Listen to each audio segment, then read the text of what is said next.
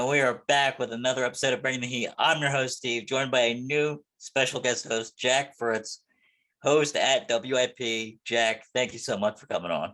Excited to be here. Let's bring some heat, all right? Yeah, we're gonna bring some heat because we're gonna start talking immediately about your Eagles. And they lost 27-24 off a last second Dustin Hopkins field goal.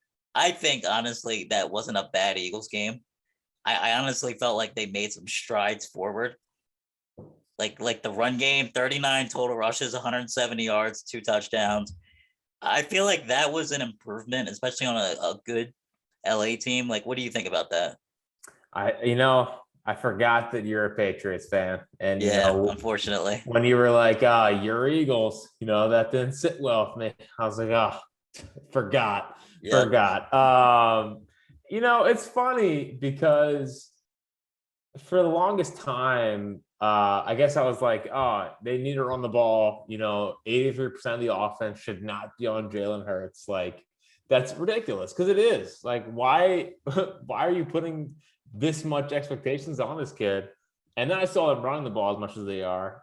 I said to myself, this is way too much. Like, it's like, all right, it's fine.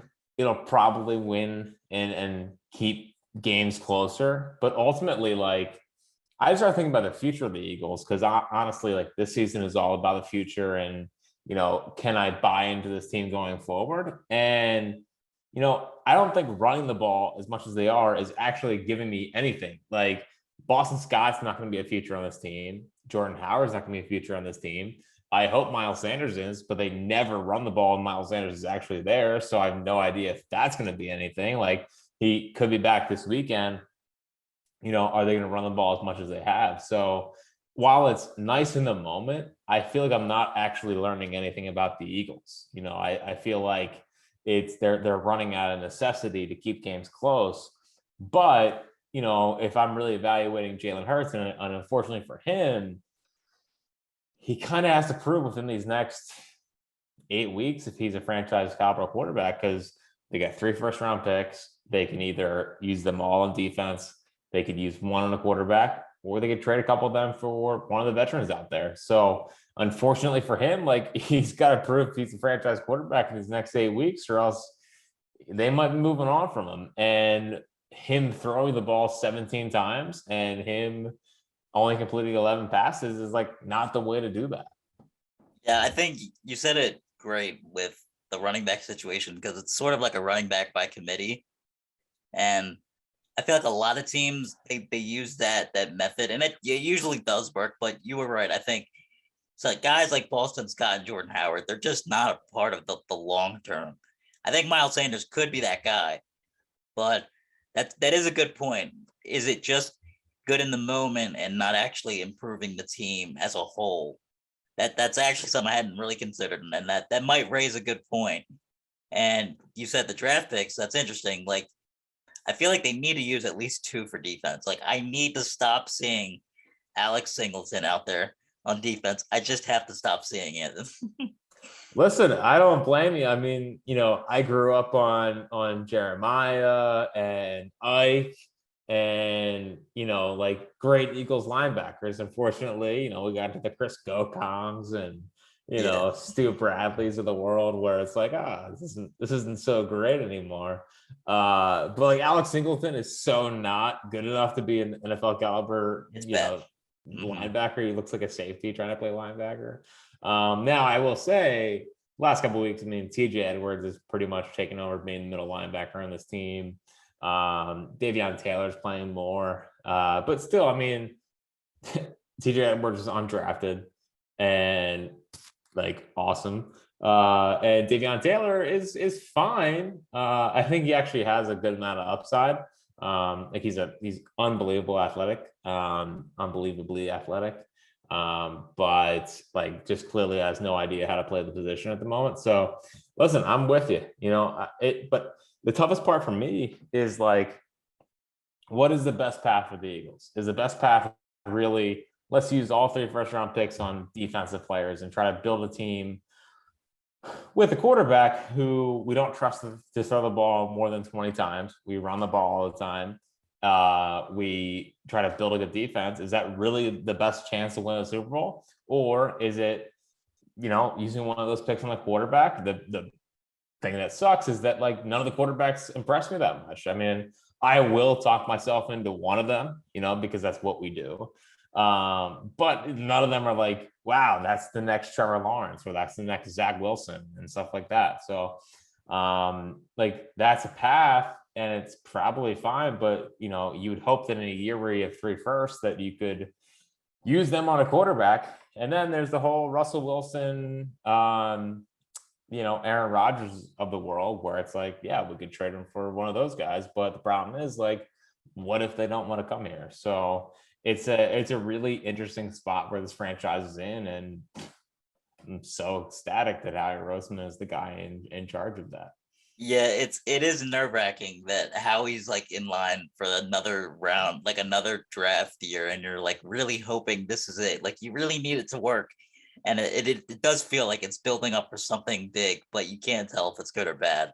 Unfortunately, it's like you feel like it should go good because you have 3 first-round picks. Like that is like an ease, like you will get talent, but like it's Howie Roseman and it's very weird. Like it's almost like a given. You should be able to get some talent, and it's like they just figured out how to not do that. Very good at not doing that. I appreciate you rubbing it in. Yeah, They unfortunately, that part. So that kind of raises another point. So with last week, Dallas sliding a little bit against the Broncos, Yeah. and even though the Eagles lost, I felt like it was still a competitive game. So Yep. what do you think about the NFC East? Do you think the Eagles have a chance to take it from Dallas, or do you think Dallas holds on? I think it's Dallas's division. I mean, I would love to give this false positivity of like the Eagles going to run. And honestly, like if you're asking my expectations for the rest of the year, like I think the Eagles should be. I expect them to win games from this point on. 2 weeks ago, I legitimately was wondering if they would win another game for the rest of the year, because it was a freaking joke what happened Yeah. in Oakland or Las Vegas. And I think they played well since. Unfortunately, it comes with running the ball all the time now, to where it's like, oh, well, I'm not even sure Jalen Hurts is the franchise quarterback. So, but I expect them to be in games and I expect them to win games down the stretch here. But I just look at Dallas and I know it might be an overreaction to the first time they played, but I mean, Dak's better than Hurts. They have better running backs. Offensive lines are comparable. Micah Parsons is unbelievable, and Trayvon Diggs is defensive player of the year candidate and all that stuff.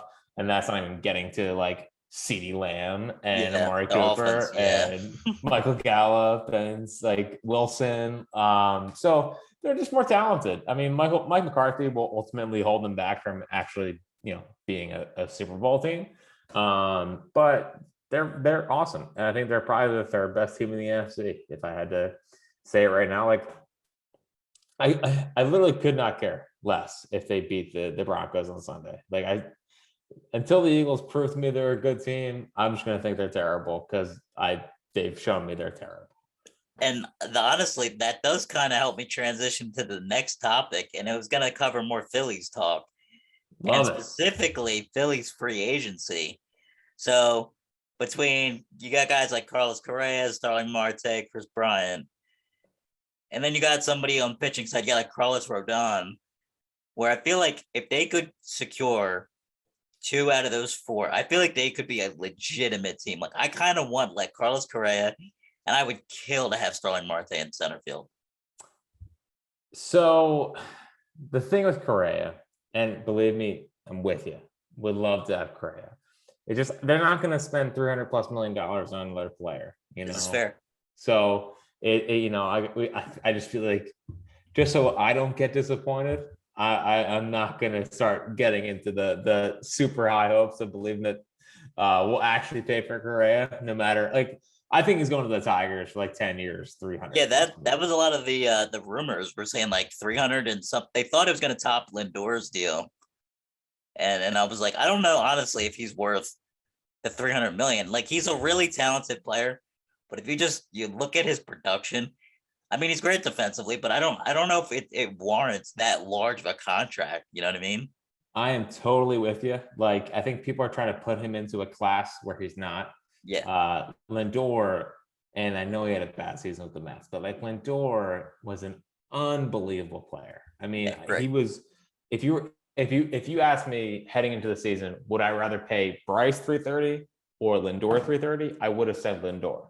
Like, I just think that he's that good of a player, and I love Bryce, but I believe in Lindor's talent. So Correa has always struck me as a tad overrated.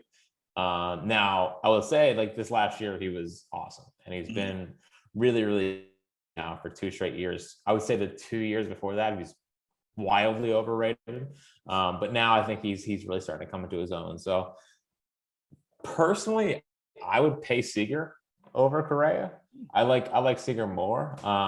And like if you're telling me I have to pay Correa 10,300 or Seager 7,210, I'd rather pay Seager 7,210. Yeah, Like yeah, I I think I think would take that too. I think Seager is a impact bat, whereas Correa you're kind of paying for the whole package, which is obviously the offense and the defense. Marte is an interesting option. The thing about him that I guess is good and bad. Stole a ton of bases last year. Career high in that, over 300 hitter. Hit the ball the hardest he's ever hit it. If you're looking at like hard hit percentages and stuff Yeah, like that, I know which you're is, referencing. Yeah, I mean, let's get nerdy. yeah. Let's get down to the metrics. Yeah, but he's 33. Like, I mean, how Yeah, many years are you willing to give him? He'll probably ask for the max years. I would say like he probably signs a 4-year deal this offseason. And if you're telling me I do that versus maybe trading a little bit more to try to get like a Kevin Kiermaier out of Tampa Bay, who is heading into, I think, the final year of his deal. I think I'd rather trade for a Kiermaier and save money there rather than spending, possibly the 472 that it might take to get Starling Marte. But if you're asking me just fit and player and all that stuff and taking the years and dollars out of it, I mean, Marte is a perfect fit. yeah. I think that's a good point. That's the thing with baseball. Football kind of like takes that same element, but when you start getting to like year 32, 33 and above, the talent just drops so significantly so quickly. Like he was really good last year, but going into this season, like it's so hard to have those expectations for Marte because it feels like any type of small injury, then it starts to linger, and all of a sudden now his production drops completely. And Well, I especially for a think you speed do guy. worry about that. I mean, especially for a speed guy, Mhm. and he's a guy that what makes him so valuable is how fast he is and his ability to play center field and stealing bases. And that if he pulls his hamstring, it's like, Yeah. oh, well, there goes Sterling Marte. Here's another, Andrew McCutcheon-ish kind of deal. So it's risky, but if you're telling me, there's one guy that makes this team so much better from day one in this free agent market that's like realistic, I mean, Marte is probably the top of the list. Yeah, I think between I would like to have Marte, and then if we could get Chris Bryant, I feel like that would be such a great fit in left field. Like, what do you think about I that? the player again, that's the part about baseball, and that's like what's so funny is you look at the player, you're like, obviously, and then you start looking at the years, and freaking the qualifying offers, Oh yeah, where it's like, oh well, we got to sign, if we want to sign, like, let's say Story and Bryant, you got to give up a second and third round pick in the draft for a team that needs to replenish its system with young talent. So it's like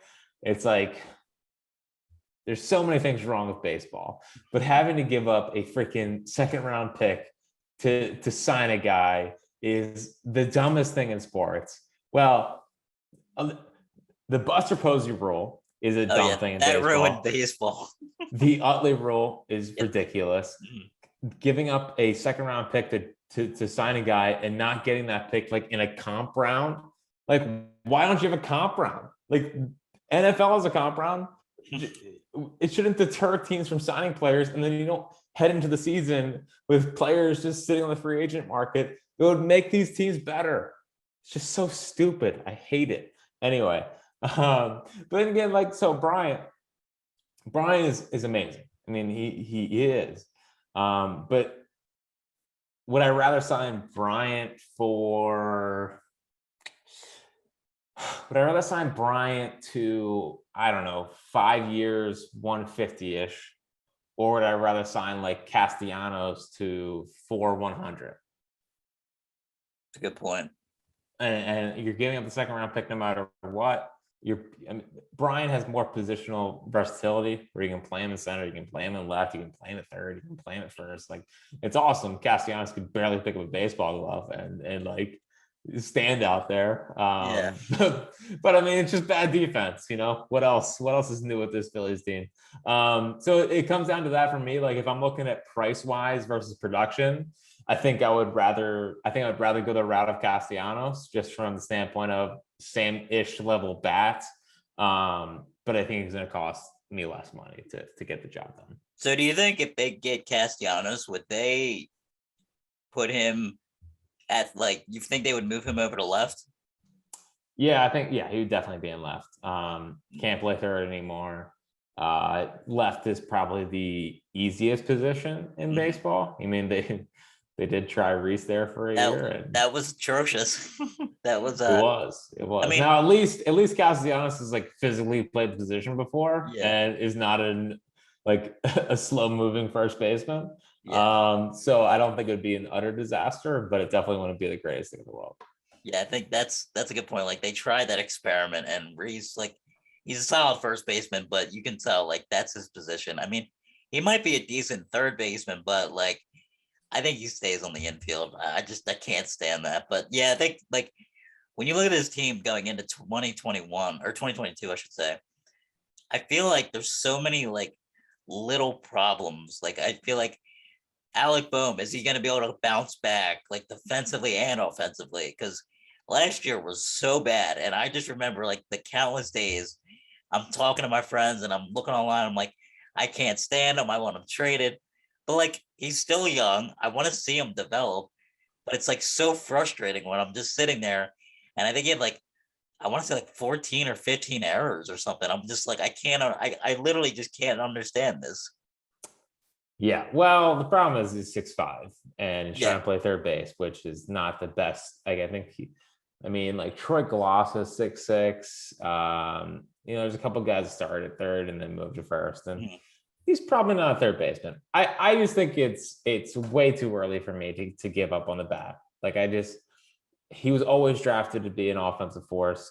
We saw in the rookie year where it's like, wow, this guy's a legitimate offensive threat. I mean, I always thought he was going to compete for a doubles title.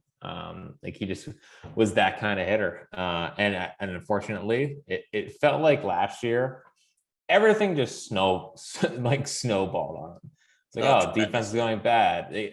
Well, honestly, like, defense is always bad. But then it happened at the plate, and I don't think he's ever struggled that much at the plate. No. So then it just kind of, he would take that into the field, and then he would just be brutal in the field. And people made such a big deal about when they sent him down. It's like, dude, he needed to be sent down, like, for his own sanity. Like, he needed to get out of Major League Baseball because it was going to eat him alive. So I have not given up on that bat. I think it's a special bat. Do I think it's a 30 plus homer bat? Probably not. But I also can't, not say it won't be down the road. I just think that people just give up on baseball players so fast when it's the hardest thing to do in sports is hit a baseball. Like, Austin Riley, who I think stinks, has like an unbelievable season after 2 years ago. Like, if you threw him a curveball, he would have no shot at hitting it. Yep. Like, it happens all the time. And I just think that so many people get so caught up in the Acuna and Soto and Harper and like these guys that come up and are just Tatis. They come up and they're unbelievable. And yes, that happens all the time. But it doesn't happen all the time. It happens frequently, feels like it's happening more than ever. But there's so many more countless examples of guys that come up, are good, and then struggle once the league adjusts back, and it's on them to adjust back to the league. Mike Trout got sent down. Like, people get sent down all the time. Like, it happens all the time. And I'm a believer in Bohm's bat. The fielding, not at all. Not a believer in that. But when it comes to the bat, I just think he's got it. He'll figure it out. Everyone, take a deep breath. Yeah, I think that's a good point. I honestly hadn't considered that. I think it's more of the superstar aura that you see in most sports, like football, basketball. You see these stars. For the Sixers, for example, you have like an Embiid, who's like the best center in basketball, Right. and like you're always looking for like the star player. So in the Phillies case, you have Bryce Harper. He's like the name guy, and so yeah, like you said, like Acuna, Soto, Trout, like big name guys. That baseball is. I think it's also the fact that there's so many baseball games compared to other sports where you're just like it takes so long for people to like see some progression. I know. Like even like a month is not a lot of time in baseball when you're talking about like at bats and you're trying to like you need months of just like data to try and see how somebody's doing, and it is hard. Like I watch so many games all the time in the baseball season. It drives me nuts, and it's like I want to stay invested in these players, but I also get frustrated probably I because know. I feel like I'm like being pulled along for like some experiment, and Dude, it's rough. it's why football's ruined everything. Football has literally ruined every single sport because they play once a week, and like you see the progression week to week, and you're like, oh well, this is how fast it's supposed to happen. Baseball is and it's why I love it. Like, it's Mhm. why it is my favorite thing in the entire world is following the Phillies, because it's just, it's a day in, day out process, and you can tell the real ones from the fake ones. Yep. I can sniff a fake Phillies fan from a mile away, like from a mile away. But there's millions of fake Eagles fans. There's millions of fake Sixers fans, but Yes. real Phillies fans, like, you just know, and that's the thing. It's like it's a grind, it's a mental process, and like, think about it this way. Think about it this way. Baseball, the best players in the sport fail 7 out of 10 times, Yep. and they're considered Back. great. So that's why it's so frustrating when you see a guy like Bohm, who has talent, who did it the year before, who comes back and bats like 240, and you're like, are you ever going to figure it out? Because it's a mental slog of every night having to watch him not get the job done. Yeah, I think that's well said because like I said, I can definitely see certain sports fans and see if they're true fans to that sport, and for like like you said, the Phillies fans, like if you didn't sit through that 2012 to the 2017 Phillies, if like I sat through that and I had to like grow up and endure Oh, that like that like dumpster fire of a group of years. I have never been so frustrated in a small group of time in my life. I'm so sorry. I'm And so after sorry. that, now it feels like we're on the up and coming and we're getting better. But that Sure. was that was your teams where like you had like Jerome Williams and Aaron Harang going out there. Oh man, come on, Cody Smashy, and Yeah, you know, Cody and I mean, first, I mean, listen, we'll never forget where we were for Tyler Goodell yep, throwing out whoever at the plate to Cameron Cameron Rupp. Rupp catching the ball. Cameron Rupp hangs on. Yeah, Rupp gets Yeah, run over. I know. I'm so sorry. I grew up, 2002 is like my first conscious year of Phillies baseball. And then like every year after that, it's like, oh, they're pretty good. They're pretty good. They're pretty good. And then it's like, oh, '07 is the greatest thing ever. And then obviously '08. And then it's just like, oh, the Phillies are obviously a lock to win 100 games this year. And then now, not so much. Not so Yeah, much. after that 2011 season, I'm telling you, it was like a weird omen. I always refer to it as like that last at bat by Ryan Howard, and he he grounds out, and as soon as he starts running, he falls down, and it's like everything crumbles, and you're like, oh, we lost the season's over, and it just Ryan Howard can't get up, and he's like hobbling, and you're like, what am I watching? And then you like realize it just progresses through the offseason. You're like, oh no. And like from that very point forward, the Phillies hit some like weird rock and immediately just went down. And I just like that is the one thing I can see, like that is where everything started going bad. Yeah, it's a total joke. Most teams their window just ends normally, and it's like, oh, players got old and you trade them off and you got some good prospects in return. No, our players literally had to like almost die. Yeah. I mean, Ryan Howard had literally tear his Achilles, and boom, he had no value. After that, Chase Utley, he had to have chronic knee problems after that, and his value wasn't the same. J-Roll wasn't the same. Victorino wasn't the same. Chooch wasn't the same. Worth left. Doc wasn't the same. Cole was always very good. Like, yeah, blowing the Hamels trade is very frustrating. But if they went into this period where it's like, oh well, let's get a bunch of players instead of just like one really good one. So whatever. But yeah, no, it's just like our window slammed shut. And that's not pretty fair. much. And it feels like we're getting to a good point again, but maybe it's taken a little longer than we'd expected or we wanted to. And it might take even longer. I mean, I know no one wants to hear that, but like I think they're literally just figuring it out now. I mean, like we might have like 4 or 5 years where we're still trying to figure out like we really need to capitalize. Like Bryce has probably got 3 really, really great years in him. Like 3 or 4 maybe. But again, baseball's weird. Once guys start getting over 33 years old, that's a weird slide. But we have this segment that I'm actually starting on the show, and I'm calling it Describe That Thing. So I'm going to name you any eclectic mix of a player, sport, coach, state, mascot, anything. I'm going to say it, and you use one word to describe that thing. Okay. All right. We're going to start off with Ben Simmons. The worst? I know it's 2 words, but like, I mean, you use one word to describe Ben Simmons. As creative as you want. I guess. I mean, the word is soft. I mean,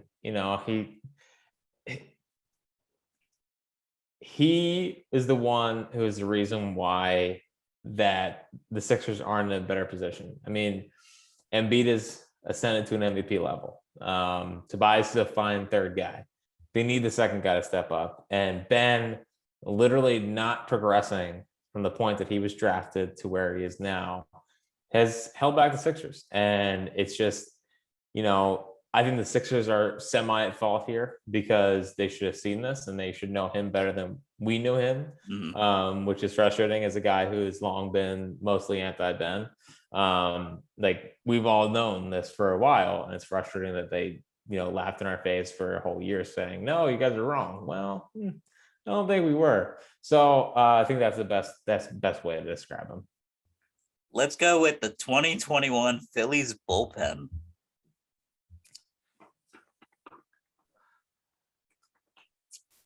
A lot of question marks. Yeah, and I mean, wasn't as bad as the 2020 Phillies bullpen. 2021 Phillies bullpen was unreliable. Let's put it that way. I think that's the best way to describe them. Hector seems like he kind of found a role there in the Hector 6-7. Protect. Yep. Hector the protector. Ian Kennedy, Mr. Solo home run. Every time he comes out, just has to give up a home run. Yeah, just backbreaking. I mean, every night it's like, oh, let's invent a new way to make me feel miserable about this team. Glad it's over. But yeah, I guess I would say, well, I guess backbreaking is technically one word. Backbreaking, that works. All right. And let's wrap it up with Nick Sirianni.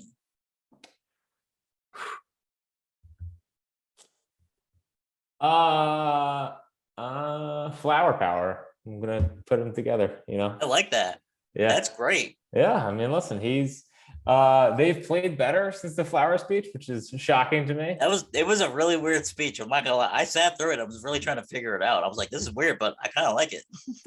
Yeah, I mean, I thought it was ridiculous. I thought if I was a professional athlete, I would be rolling my eyes, but players seem to have responded to it. So, hey, if it works, it works. Maybe this is a turning point of the 2021 Philadelphia Eagles. It might be. And on that note, we are going to finish up the show. Jack, thank you so much for coming on. I appreciate it so much.